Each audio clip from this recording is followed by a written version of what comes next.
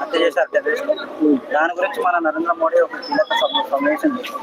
Next ఆయన తీసుకోకునే step ఎలా ఉంటుంది, దానిపైన మీ అభిప్రాయం ఏంటి చెప్పండి. ఇది నిజంగా దుశ్చర్య. ఇది ఒక పక్క భారతదేశము జమ్మూ కాశ్మీర్ అభివృద్ధి కోసము ఎన్నో ప్రయత్నాలు చేస్తున్నది.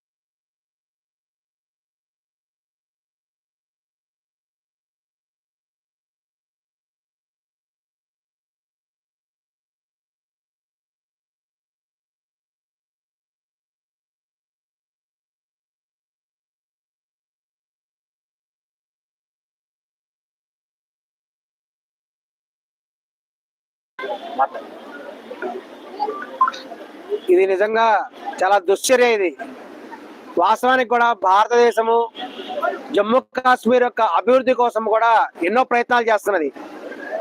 నిజానికి జమ్మూ కాశ్మీర్ అనేటువంటిది దేశంలోనే అత్యంత వెనుకబడిపోయినటువంటి రాష్ట్రం. ఇది అక్కడ ప్రజల జీవన ప్రమాణాలు చాలా తక్కువగా ఉంటాయి.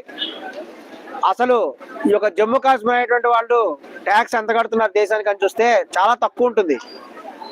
ఇటువంటి జమ్మూ కాశ్మీర్ రాష్ట్రం కోసము భారత ప్రభుత్వం కొన్ని లక్షల కోట్ల రూపాయలు ఖర్చు పెడుతున్నది.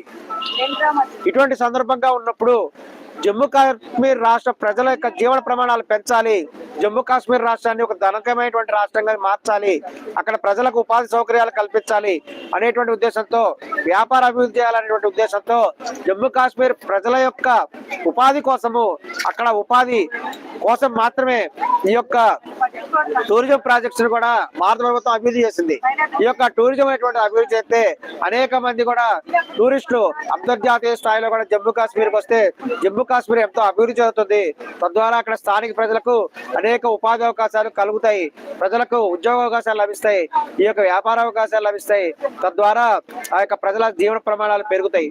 ఈ ఉద్దేశంతో కూడా చేస్తున్నప్పుడు దురదృష్టం కొద్దీ సిగ్గుచరం కూడా లేకుండా, సరైనటువంటి అవగాహన లేకుండా